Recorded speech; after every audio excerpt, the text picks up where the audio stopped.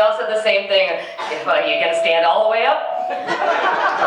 So I recently turned 45. I know that's hard to believe. I'm having a hard time getting to the fact that I turned middle age without actually having to mature. Yeah, I'm told I don't look my age. I definitely don't act it, but I'm really starting to feel it. So I finally recently, after many years, decided I need to go to the doctor. Gotta get checked out, make sure everything's okay. So I go to the doctor, and I sit down, he asks me the litany of questions. You know, how much do you drink? How much do you smoke? What do you take for medications? Do you exercise? And I answered them all, well, obviously too truthfully, because he just slammed his laptop shut, looked at me and said, "What the hell is wrong with you?" Now, I was going to truthfully answer that question with a list of my own, and he just stopped me right there. He says, "Kim, just when you go home, just get out of here. Just get in your car, and when you're out driving, I want you to look around the road and see if you see any other 45-year-old cars out there on the road." He says, you most likely won't, because if you do, they're well maintained, and that's what you have to do. You gotta maintain yourself, you gotta take care of yourself, or things are gonna start breaking down, falling apart, and you're just gonna die. Oh. Okay, well that was blunt. So I leave the doctor's office with thoughts of mortality in my head, and I get in my car, and so I pop a Xanax, and I finish my bowl of medicine, and I take a couple of breaths of my inhaler, and I smoke a cigarette. I gotta start thinking about my health.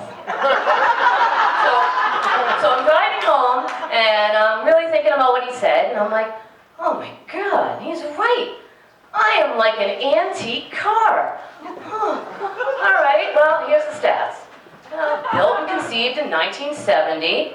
I look around at most of my friends' cars, and I have fairly low mileage, I'd like to think. I mean, really, I've only had 3 drivers in my whole life. Give or take. I mean, there's been a handful of crash test dummies behind the wheel, but that doesn't count. That was college. Actually, no one even stuck a key in the ignition until the mid-'80s. And even then, the engine didn't even turn over until driver number 1. Now, driver number 1 was an older, more experienced driver. And he took me on a lot of great rides, mostly to Dead shows. He backed me up into a couple of walls here and there, but he proved to be a very unreliable and unsafe driver.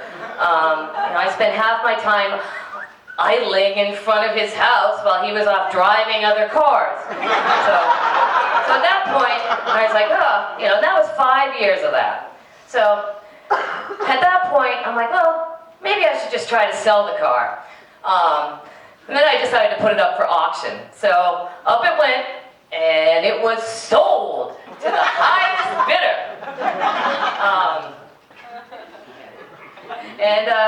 So this car had an owner for about 15 years. Actually, it was 15 long years.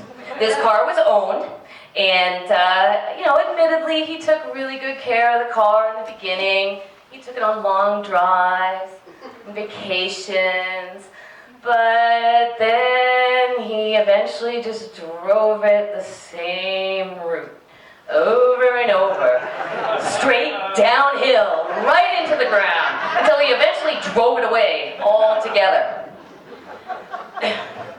Now, quite predictably, he immediately went out and bought himself another car. Actually, he went out and within 6 years and bought 2 cars, and he wrecked both of them. Now this is where I'm going to toot my own horn here.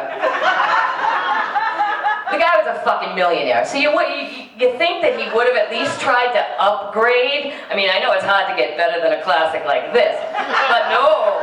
He goes out, he buys himself a dump truck. The dump truck is fueled on lithium, and it eventually tried to drive itself off a pier. The second car he bought, oh Jesus, this one was a real mess. It was a trailer. It was a beat-up trailer. he had only owned it for a month before it became a tow-along trailer. Because legally it couldn't drive itself anywhere. It was fueled purely on alcohol alone. You could pour anything into this tank. Vodka, wine, sterno, perfume, mouthwash. The tank would take anything. He eventually got sick of towing it back and forth to rehab, so he eventually just left it on the side of the road with $50 in the glove box. So car collecting became a really expensive hobby for him. I mean, he's still paying for the 3 accidents he got this one into. I'm going to hell. I can't say that about my kids. Really, it was only the 3rd one that was the accident. So anyways, I was clear of title at that point. I had spent 8 months with extensive body work in the shop, driving back and forth to the gym, and when I rolled out of that showroom floor, all shiny and new car smell too, I rolled into a sea of people that potentially really wanted to drive it. I was very surprised. So I've never been a rental car one night sort of girl, so I only let one driver look under the hood. Lucky for me, 10 years later, he's still driving it to this day. But not as much. I can't say I blame him. I mean, he changes the oil regularly and he tops it off every 3,000 miles. But I think he'd prefer to let it stay in the garage. I mean, it's barely passing inspection these days. Yeah, it's leaking gas. I'm told the muffler's really loud. The suspension's gonna give any day. I got some dents and scratches and the trunk, oh God.